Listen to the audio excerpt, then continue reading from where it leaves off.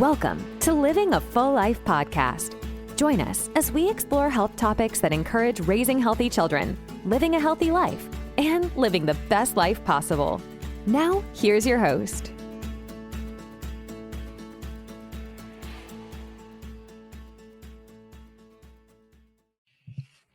Hey everyone, welcome to another episode of Living a Full Life. I'm Dr. Enrico Dolcecore. I'll be your host today. Today's topic, TMJ disorders, or just the TMJ in particular. The temporal mandibular joint is your jaw. And that's very well known in dentistry and in chiropractic care because of all the people that suffer with TMJ disorders, from teeth grinding to jaw pain to the endless things like the TMJ can bring, from neck stiffness to even headaches. The TMJ can be a culprit in a lot of these issues. And we're going to dissect this today and go through the most common reasons why people do end up with disorders of the TMJ and some things that we can do to help with it. So the temporal bone and mandibular bone meet right in the jaw, right at when you open your mouth as wide as you can, right in front of your ear on both sides, both ears. There is a TMJ joint, or temporal mandibular joint. This joint is a very unique joint. I mean, your mandible is very strong. If you look at the animal kingdom, we probably have one of the weakest strength jaws out there because we cook and process our food. So it's really easy. We've lost this over time. But if you look at all the other animals that have to crunch through other animal tissue and bone, their jaw power is unbelievable. And if you're a nerd like me, you go through the ranks of the animal kingdom, from an alligator to a crocodile to a lion. And it's pretty amazing the strength and the PSI pressure you can get, or a hippopotamus. I mean, this stuff's so cool, and how much power the jaw can really have. So this is a very, very strong joint. Even in our life, think about how much you chew, just the food that we normally eat. Some of us chew gum as well. You're just chewing all the time. I mean, that's a very strong joint that we have in the body. And it does some amazing things. It allows us to crush food and eat and all the important things. But the TMJ can also, if it doesn't function properly, can cause a lot of disorders. So a misalignment of the jaw or teeth is the number one reason why we may develop some type of TMJ disorders. This misalignment can result from genetics. It can be from a direct injury or a repetitive use injury, like chewing gum. I mean, that would be repetitive use, or even a developmental issue where the joint doesn't develop properly. And remember, we're very asymmetrical, just from left to right in the body and from north to south. Just if you look at your left hand and your right hand, it looks a little different, especially if you take an x-ray. The joints don't always match up very similar. So that's why in our office, we take x-rays and even cone beam CTs to get 3D images of the spine and the joints we're looking at. And ever since we introduced the CBCT in our office for our upper cervical work, we get to see a lot of jaws, just like dentists. It's the exact same x-ray that they use to get a 3D image of the jaw. And we're getting very good at just assessing the jaw and working with dentists in the area to help our patients get to the results that they need. So a misalignment here is the first thing. And in chiropractic, we can adjust the TMJ directly. There's an adjustment for that. You can actually realign the TMJ joint. And then the most common disorders in the upper cervical spine, which we'll get to later. Let's keep our focus on the TMJ. Another thing is arthritis. The longer the process is there of dysfunction, the longer the inflammatory joint condition of the TMJ can turn into an arthritic change. It is a joint. It has this huge connective tissue between it, a ligament of the TMJ that opens and closes between every movement of talking, chewing, eating, and it's supposed to stay aligned between, like a cushion, like the meniscus in your knee. It's supposed to move very similar. And when this shifts or changes, it can become very painful because it affects the tissue around it. And if it gets inflamed, it becomes very painful in the area. Bruxism, or teeth grinding, is another persistent grinding that can strain the TMJ over time. Typically happens at night when we're sleeping, where we're grinding the teeth. And it's usually related to anxiety or stress, or just an abnormal bite. So getting that assessed is really important, and not waiting until the teeth start to grind and show where we need splints. It's trying to get to the root cause of why we're grinding and trying to fix the anxiety or the stress that's happening. Typically, it's neurological. All anxiety is neurological. So whenever we can address the neurological aspect of the stress, whether it's physical, chemical, and or emotional, then we can start to take the weight off of the grinding of the teeth, which is pretty amazing. And then, of course, direct trauma or injury right to the joint. Martial arts, boxing, hockey, football, all these things, basketball, soccer. How many times did I take a soccer ball off the face, right? These things can all happen and create and misalign the joint. This is the most common things that we see in our office. Simple adjustments. Most people get better almost immediately with their TMJ. Genetics do play a role in this. Genetics play a role in everything. I mean, our genetics pretty much compose everything that we are made out of, and it's the blueprint to how we are going to be made up. So whenever our genetics are through our familial line, if we have some type of bone structure in the skull or overall bone structures around the world, you can see different types of skeletons and skeletal formations in our ancestors, is that these things may fall around with us too, the round head or the square jaw or the square head or whatever it may be, or the long jaw. All these things can affect the TMJ and how it develops as well. And then teeth clenching is the same thing as, bruxism. Bruxism is actually where we grind our teeth. Clenching is where we just keep that TMJ tissue tight all the time. And people usually hold their jaw. Most of these patients will end up having types of TMJ headaches. They'll get cluster headaches or side of the head headaches, or even tension headaches from keeping their teeth clenched all the time. So those are the most common things that happen with TMJ disorders. So the best thing to do is, how do we prevent them from escalating, from getting worse, or how do we even solve some of these things? And I've got 8 great tips when it comes to preventing TMJ disorders. One is maintaining good posture. So posture of the upper neck and the spine is so important. So our desk ergonomics, our computer setups, the way we use our phones in our hands and our tablets and our screens plays a huge role in our overall posture. Poor posture can contribute to jaw misalignments. So being mindful of how you hold your head and your neck throughout the day can be a huge benefit to how you function. So really important. And number one, and I put that number one on my list, is the good posture. Relaxation techniques like managing stress through deep breathing, meditation, yoga, stress reduction always helps with any type of tension, especially with teeth grinding. So relaxation techniques to the stress in our lives. So if you're an adult that has TMJ, that's been an onset that's new in your life and you didn't have it as a kid, any TMJ disorders as a kid, and they came up later in life, you can almost always attribute it to stress, repetitive use at work, repetitive work. And these things start to get to us, and we get neck tension, turns to headaches, and then it eventually becomes a jaw issue where people are like, oh, my jaw just started to hurt. But every time I do a history with these patients, the headaches go for years back, and the neck tension will go back to maybe college days or high school days. And they're like, yeah, I used to have a stiff neck back then. And they didn't notice it. But then you get into teeth and dental questions, and then they start telling you, yes, they did grind a lot. Yes, they had dentures, or not dentures, braces, or Invisalign, or mouth palate expanders, or headgear, whatever it may be.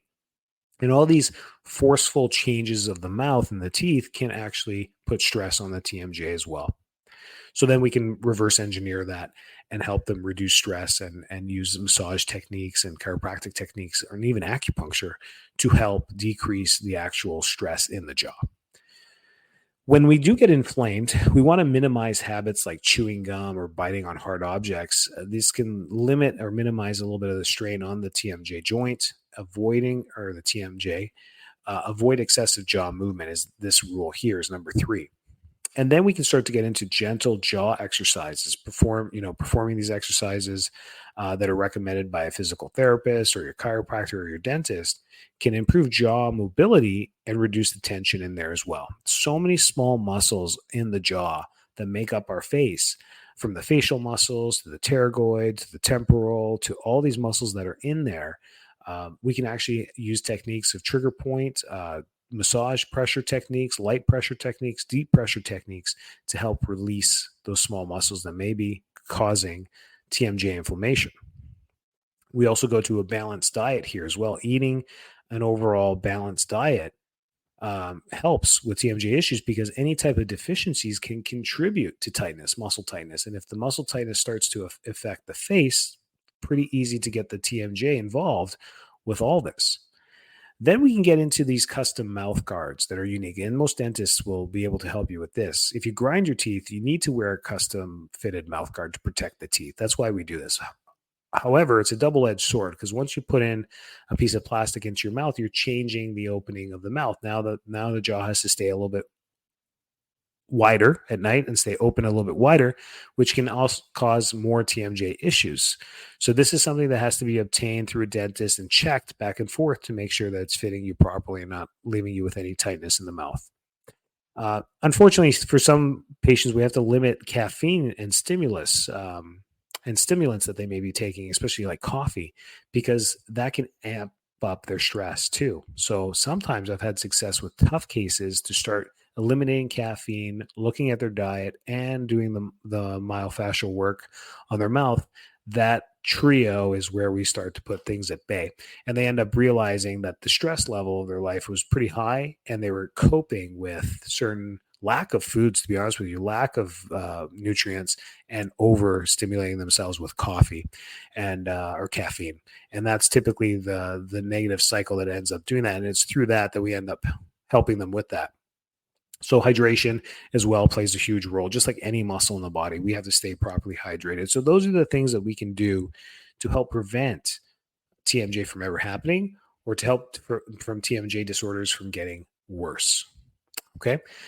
Teeth grinding is usually a direct relation to stress and anxiety. Emotional stress and anxiety are common contributors to people who grind their teeth. We see this in young kids as well at night. Something, if you're a parent, you've ever slept with your children, 2, 3, 4 years old, and they grind the teeth and they make that weird, like they're honestly sounding like they're going to crush their teeth.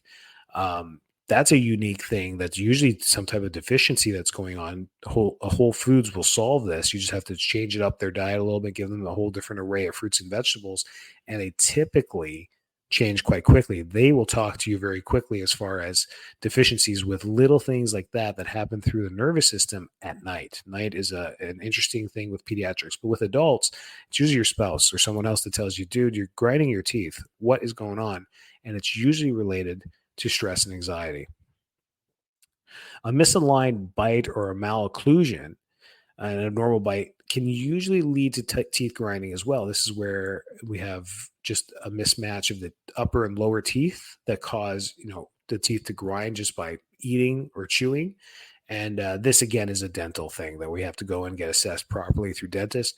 Sleep disorders like sleep apnea or snoring can be associated with teeth grinding as well. So that just that tension of the mouth and throat can actually cause snoring effects too. And lifestyle factors as well, excessive alcohol consumption, smoking, recreational drug use, that stuff can all lead to that type of pattern of grinding our teeth. And that is a neurological compensation that happens when we start to stress out that entire system. So stress management is usually the best way to help any type of tension in the body, especially if we're grinding our teeth or causing any type of TMJ stress. Using oral devices by a dentist and following the recommendation is sometimes needed and should be assessed for. Limit stimulants. That's usually a good start. It's almost like a detox when we limit these stimulants, gives our body a chance to just relax from the constant brigade of overstimulation from caffeine or whatever it is we use to keep our energy up. It usually keeps us tense as well. Exercising can help that too, because it decreases overall stress on the muscles. And then maintaining good sleep hygiene, just having a regular pattern to your sleep. If you're going to go to bed at night, make sure it's always at 10, whatever it is, 9, 10, 11 o'clock, and just waking up around the same time. So your body's always getting that 7-hour sleep cycle, 8-hour sleep cycle. That is important. It's all about routine. Alcohol and tobacco use, of course, stresses this whole thing out as well. And just making sure you do your regular dental checkups. This is how you can catch things in a timely manner. Sometimes you don't even know you're grinding. The dentist will ask you, hey, this looks a little more abrasive than last year.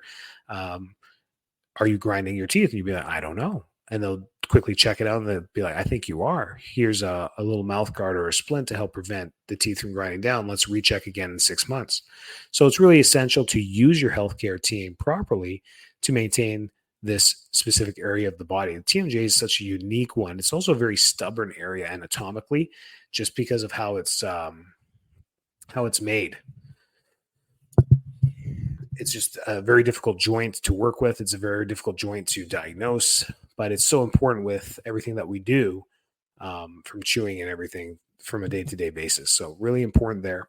This was a unique one. If you have any TMJ questions, I highly recommend sending them my way. I have a great network of dentists across the country that I work with for very specific conditions, from splinting, alignment, myofascial release, tongue ties, buccal ties, speech pathology, sleep apnea, improving sleep, even stress. I mean, all these dentists try and focus in a particular specialty when it comes to certain things that I've learned so much from them. And we work hand in hand with the upper cervical spine that we do with chiropractic and the TMJ with both chiropractic and dentistry. There's a great overlap in what we do. So if you have questions, I've got some great people I can resource out to you and answer some of the questions you may have there. I love those ones. That's one of my wheelhouses that I truly enjoy, is the upper cervical spine, TMJ, the occiput and the skull, craniosacral work. That stuff is a unique pattern and can array a lot of things from the body and tell us a lot of things about where stresses are being kept, what's happening. I can never figure out what's stressing you out. That's where I need your help as a patient, is when we go through that history. Being detailed and sharing that information with your providers helps pinpoint where a lot of the stresses may be coming from, and then we can reverse engineer and help you get better. So if you know anyone with TMJ, I highly recommend upper cervical chiropractic care. I highly recommend a good dentist that's well-versed in TMJ disorders. And then you're off to a great start for your healthcare. Have a great week. Stay well. Take care of that oral hygiene and stay vital. Thanks so much for tuning into this episode of Living a Full Life podcast. If you're enjoying the show, please feel free to rate, subscribe, and leave a review wherever you listen to your podcasts. That helps others find the show, and we greatly appreciate it. Thanks again for tuning in, and we'll catch you in the next episode.